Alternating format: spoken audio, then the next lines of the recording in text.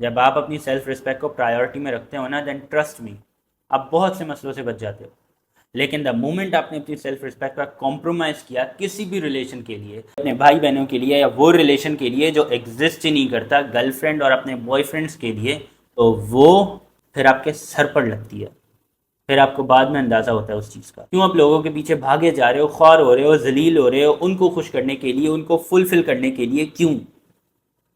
आपकी अपनी कोई सेल्फ रिस्पेक्ट नहीं है? आपकी नज़र में अपनी कोई इज्जत है ही नहीं, कोई बची नहीं है इज्जत, जो आप ऐसे अपने आप को ख्वार कर रहे हो। आजकल के फजूल के मसलों की बेस यही है कि लोगों को ये लगना स्टार्ट हो गया है कि love is everything, self respect गई भाड़ में। क्यों? अल्लाह ने आपको एक आज़ाद इंसान पैदा किया है ना, और इज्जत तो हर एक का हक है, हर एक बंदा इज्जत डिजर्व करता है, तो आप क्यों नहीं करते? आपको क्यों लगता है कि आप वो इज्जत डिजर्व नहीं करते? और आपको क्यों लगता है कि लोगों के पीछे भाग के, उनको बहुत ज़्यादा खुश करके, फुलफिल करवा के वो आपको इज्जत देंगे? क्यों नहीं? जिसने इज्जत देनी होती है वो पहले ही दे देता है। और इंसान वही इज्जत दे सकता है जो खुद की भी उतनी इज्जत करता हो। जो इंसान खुद की इज्जत नहीं करता वो आपको कभी इज्जत नहीं दे पाएगा। और आपको जो ये लग रहा है कि आप बहुत ज़्यादा महान बन के, उनके लिए बहुत कुछ अच्छा करके, उनको बहुत ज़्यादा खुश करके, उनके पीछे भाग के वो इज्जत मिलेगी आपको, तो this is just your fantasy.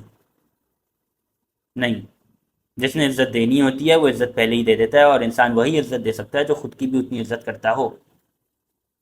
जो अपनी इज्जत नहीं करता वो दूसरों की इज्जत नहीं दे सकता। और इसकी प्राइम एग्जांपल हमारे सामने है, बच्चों का उनके पेरेंट्स के साथ रिलेशन।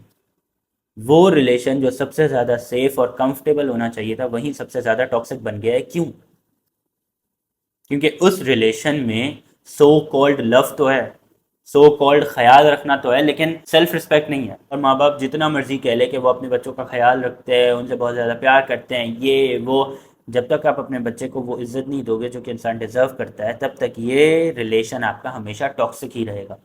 दुनिया का कोई भी रिलेशन हमेशा टॉक्सिक ही रहेगा अगर उसमें सो कॉल्ड आपका प्यार है, लव है, लेकिन सेल्फ रिस्पेक्ट नाम की कोई चीज़ ही नहीं है। सेल्फ रिस्पेक्ट हर एक इंसान की होती है। आप खुद इसको लोगों के पीछे भाग के ख़त्म कर रहे होते हो।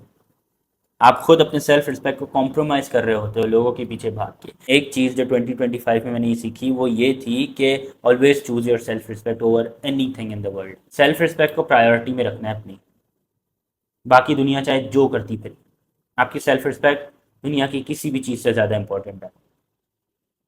उसको प्रायोरिटी में रखना है, उसके बाद चीज़ें आती हैं, उसके बाद कोई भी इंसान आता है, लेकिन सबसे पहले आपकी सेल्फ रिस्पेक्ट होनी चाहिए।